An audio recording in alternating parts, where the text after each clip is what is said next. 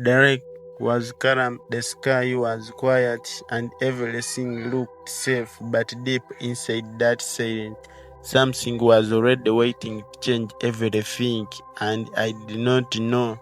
that this would be the day I would almost lose someone I knew. In my small village near the water in Nigeria, where we live by fishing and listen closely to the wisdom of our elders, there was a man called Isa. I live in a small village in Nigeria that is very close to a wide and quiet lake, and every day in my village feels simple and full of life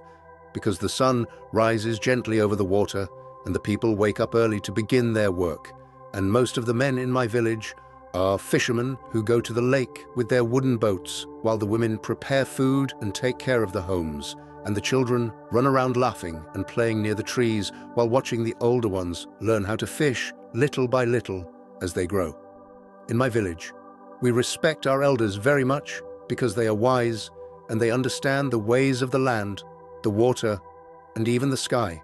And whenever they speak, everyone listens carefully because their words have helped us stay safe for many years, and they can look at the clouds, the wind, and the movement of the water and tell what kind of day it will be, whether it will be calm or dangerous. Now, in this same village, there is a man called Isa, and I have known him for a long time because we all grew up seeing each other every day. And Isa is a very strong and hardworking man who loves fishing more than anything else. And whenever he goes to the lake, he always comes back with many fish, sometimes even more than the other fishermen. And because of this, many people in the village see him as brave and skillful. But even though Isa is strong and good at fishing, I have always noticed that he does not like to listen when people advise him, especially when the elders speak, because he believes that his own strength and experience are enough to guide him. And he often says that the lake knows him and he knows the lake, and nothing can go wrong when he is out there fishing. Sometimes when we sit together in the evening after a long day, I hear the elders gently warn him to be careful and to always respect the signs of nature, but Isa just smiles and shakes his head as if the warnings are not important, and I begin to feel worried inside because I know that the lake can be calm one moment and very dangerous the next, and no one, no matter how strong, can control it. Even though everything in the village looks peaceful and normal, I can already feel that something is not right because Isa's confidence is growing too big, and I keep thinking in my heart that one day he might go too far and forget the simple rule we all live by, which is to always listen to wisdom before taking action. And that is where my story truly begins. And as my story continues from where I stopped, I remember that the next morning did not feel like the other mornings in our village, because when I woke up and stepped outside, the air felt heavy and quiet in a strange way, and even the trees were not moving as they usually do, and the sky was covered with dark clouds that looked thick and slow, as if they were hiding something behind them. I walked slowly toward the center of the village, where people usually gather, and I saw the elders already sitting together under the big tree, and their faces were serious and calm at the same time, and I knew right away that they had seen something in the sky and in the wind that many of us could not understand, and soon the other villagers began to gather around them, waiting to hear what they would say. One of the elders stood up gently and spoke in a quiet but clear voice, and he said that the wind was changing in a way that was not safe, and that the lake would not be friendly that day, and he warned everyone that no one should go fishing until the weather becomes calm again. And as he spoke, the other elders nodded their heads slowly to show that they all agreed with him. I listened carefully, and I felt a small fear in my heart because I trust the elders and I know that they do not speak without reason. And I could see that many people around me also believed them, because they began to whisper to each other and slowly return to their homes, choosing to stay safe instead of taking a risk on the lake. But as I turned to leave, I saw Isa standing not too far away, and he had been listening the whole time. Yet his face did not show any fear at all, and instead he looked calm and even a little proud. And when someone reminded him of the elder's warning, Isa just smiled and said that the sky only looked a little dark, and that the lake would still be kind to him. And he added that he could not miss a good day of fishing because he needed to bring back many fish. Some of the elders tried to speak to him again, telling him that it is better to lose one day of fishing than to face danger on the water. but Isa gently shook his head and said that he understood their concern, but he believed he would be fine. And as I watched him walk away, I felt uneasy deep inside because it seemed like his mind was already made up. I stood there for a moment, looking at the sky and then back at Isa as he prepared his boat. And I could not stop thinking about the elders' words and how serious they sounded, and I quietly wished that Isa would change his mind before it was too late. But something told me that he was not going to listen, and that is where everything slowly began to change. And as everything slowly began to change, I watched Isa as he moved toward the lake with steady steps, carrying his fishing tools with confidence, and even though the sky was still covered with dark clouds, he did not stop or look back, and I followed him from a distance because I felt something inside me telling me to keep watching what he was about to do. When we reached the edge of the lake, the water looked calm and quiet at first, and it almost felt like the elder's warning was not true. And Isa smiled as he pushed his wooden boat gently into the water, and he stepped inside with ease as if he had done this 1,000 times. And in truth he had, because fishing was his life and he trusted his skills more than anything else. I stood there on the shore, feeling unsure, and I called out to him one last time, reminding him softly about what the elders had said. But Isa only waved his hand and told me not to worry because everything was under control. And then he picked up his paddle and began to move across the lake, slowly going farther and farther away from where I stood. As Isa moved deeper into the lake, the water remained calm and the wind was still gentle, and this made him feel even more sure that he had made the right choice, and soon he began to drop his fishing nets into the water, working carefully and quickly, and before long he started pulling in fish one after another, and his boat began to fill up. From where I stood, I could see him moving happily, lifting the fish and placing them into the boat, and I could almost imagine the smile on his face because this was exactly what he had hoped for. And it seemed like the lake was rewarding him instead of warning him. And for a moment, even I began to wonder if maybe he was right.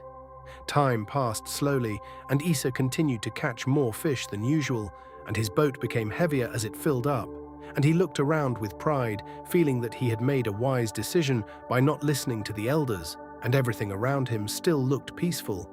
But deep inside me, I still felt that something was not right. As I stood there watching, I noticed that the clouds above were starting to move in a strange way, slowly gathering closer together, and the air began to feel colder than before. And even though the lake still looked calm on the surface, I could feel that something was beginning to change, and Isa, busy with his fishing, had not yet seen what was coming next. And as Isa was still busy with his fishing and had not yet seen what was coming next, I stood there watching the lake closely, and little by little, I began to notice small changes that made my heart feel heavy, because the wind that was once soft and gentle started to move in a strange and restless way, and the surface of the water that had been smooth began to shake in quiet ripples that spread wider and wider. At first, Isa did not seem to notice anything because he was focused on the fish in his boat, and he kept working with energy and joy, lifting his nets and arranging his catch. But as the moments passed, the sky above him grew darker, and the clouds came together like a thick blanket that slowly covered the light, and the air began to feel colder and heavier than before. I could see the change clearly from where I stood, and I wanted to call out again, but Isa was now too far into the lake, and my voice could not reach him, and all I could do was watch as the wind began to blow stronger, pushing against the water and causing the small ripples to turn into moving waves that rocked his boat gently at first. Isa paused for a moment and looked around, and I could tell that he was starting to feel that something was not right. But instead of turning back, he tried to stay calm and continued working, as if he believed that the change would pass quickly and everything would return to normal. And he held on to his confidence like it would protect him. But the wind did not calm down, and instead it grew louder and stronger, making a deep sound as it moved across the lake. And the waves began to rise higher, lifting and lowering Isa's boat in a way that was no longer gentle, and I could see him trying to balance himself as he stood, holding on to the sides of the boat while looking at the sky with growing concern. The water was no longer peaceful, and the air felt tense, and even the trees near the shore began to bend under the force of the wind, and I felt fear growing inside me because everything the elders had warned us about was now happening right before my eyes. And Isa was still out there, surrounded by the changing lake. As the waves continued to rise and the wind pushed harder, Isa slowly stopped fishing and began to look around more carefully. And I could tell that he was starting to understand that this was not just a small change in the weather, and that something much bigger was beginning. And that was the moment when the calm lake he trusted so much started to turn against him. And as the calm lake he trusted so much started to turn against him, everything became more serious. And I stood at the shore feeling my heart beat faster as I watched Isa trying to stay steady inside his boat. Because the wind was now blowing very hard and the waves were rising higher than before, moving up and down in a way that made the boat shake from side to side without rest. Isa held tightly onto the edges of his boat, trying to keep his balance, and I could see that the confidence he had before was slowly leaving his face, and in its place came worry, because the water around him was no longer friendly, and the same lake that had just given him so many fish was now pushing against him with great force. The fish in his boat, which had once made him happy, were now making things harder for him, because the boat had become heavy, and every time a wave lifted it and dropped it again, it struggled to stay steady, and Isa began to move quickly, trying to control the boat with his paddle. But the wind kept pushing him in different directions, making it difficult for him to stay in one place or even turn back toward the shore. From where I stood, I could see him looking around again and again, as if searching for a safe path, and I knew in that moment that he was remembering the elders' warning, because this was exactly what they had spoken about, and I could almost feel the thoughts in his mind as he began to understand that he should have listened. The waves kept rising and falling, hitting the sides of the boat and making loud splashing sounds. And the wind whistled through the air with a strong voice that made everything feel tense and uncertain, and Isa bent his body low, trying to protect himself while still holding onto the boat. And I could see that he was now using all his strength just to remain steady. As the storm continued, Isa tried to move the boat back toward the shore, but it was not easy because the wind and the water were now in control, and each time he pushed with his paddle, the waves pushed him back, and I could see the struggle in every movement he made, and I felt helpless standing there, wishing there was something I could do to help him. And in that moment, as Isa fought to keep himself safe on the water, I could see clearly that he had reached a point where he had to make a serious decision, because the storm was not going to stop quickly, and whatever he chose to do next would decide what would happen to him on that troubled lake. And as whatever he chose to do next would decide what would happen to him on that troubled lake, I watched closely without even blinking, because everything now depended on Isa's next action, and I could see that he had stopped trying to fight the storm in the same way as before, and instead he paused for a moment, as if he was thinking deeply about what to do. The wind was still strong, and the waves were still rising and falling around him, but Isa took a deep breath and looked at his boat, and then he looked at the many fish inside it, and I could see on his face that he understood something very important, because the same fish he had worked so hard to catch were now making it harder for his boat to stay steady on the water. Slowly and with care, Isa began to remove some of the fish from the boat, letting them go back into the lake one by one, and even though I knew this must have been very difficult for him, he continued without stopping, because now he was no longer thinking about pride or success, but about staying safe and making it back home. As he did this, the boat began to feel lighter, and even though the storm was still strong, the boat started to move a little more freely on the water, and Isa held his paddle again, this time using it with more care and patience, not fighting the waves directly, but moving with them little by little as he tried to guide the boat back toward the shore. I could see him watching the direction of the waves and the wind, and instead of going against them, he adjusted himself to follow a safer path, and even though it was slow and difficult, he did not stop, and I could feel a small hope growing inside me as I saw that he was no longer acting with stubbornness, but with understanding. Time seemed to move very slowly, and every moment felt long as Isa continued to work carefully, and little by little, the distance between him and the shore became shorter, and even though the storm had not fully stopped, it began to lose some of its strength, and the waves were no longer as wild as before. As Isa came closer, I stepped forward toward the edge of the water, ready to help him as soon as he reached the shore, and I could see that he was tired but focused, and in that moment, I knew that he had made the right decision at the right time, and that decision had given him a chance to return safely from the storm. And as that decision had given him a chance to return safely from the storm, I moved closer to the water and waited for Isa with great relief in my heart, and after some time, he finally reached the shore, guiding his boat slowly until it touched the land, and I quickly stepped forward to help him hold it steady as he climbed out with tired and heavy steps. Isa stood there for a moment without speaking, breathing deeply as if he was trying to calm his body after everything he had just faced, and when he looked at me, I could see that he was no longer the same as before, because the pride and strong confidence he once had were now replaced with quiet understanding and respect. We walked back together toward the village, and as we arrived, the elders and the other villagers gathered around us, because they had been watching the sky and the lake, and they knew that the storm had been strong, and when they saw Isa return, they looked at him with calm eyes, waiting to hear what he would say.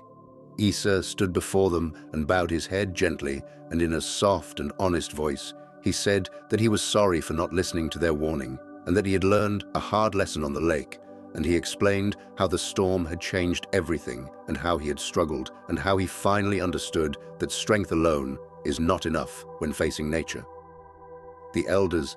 listened quietly, and one of them nodded slowly and spoke with kindness, saying that learning from mistakes is important, and that wisdom is there to guide, not to stop anyone from living their life. And the villagers also listened, understanding that what had happened to Isa was something they could all learn from. From that day on, Isa became a different man, and I could see that he now listened carefully whenever the elders spoke, and he no longer rushed to prove himself, but instead took time to understand the signs around him, and even when the lake looked calm, he remembered that it could change at any moment. And as I tell this story, I always remember that day and what it taught all of us, because it showed us that listening to wisdom can protect us, and that pride can lead us into trouble if we are not careful. And that is why in our village we always say that the voice of experience is like a guiding light, and anyone who follows it will find a safer path. And as I think about everything that happened to Isa that day, I keep remembering how small choice can change everything, because he was strong, skilled, but he forgot something very important, and that is to listen when wisdom speaks, especially when it is there to protect us and guide us in our lives. This story reminds me that being strong is not just about what we can do on our own, but also about knowing when to listen, when to wait. And as the story comes to an end, I am left with a simple thought in my heart, that wisdom is like a light that shows us the safe path, but only if we choose to follow it. If this story made you think about something in our lives, I would really like to hear our thoughts. African Heroes House. Bye bye.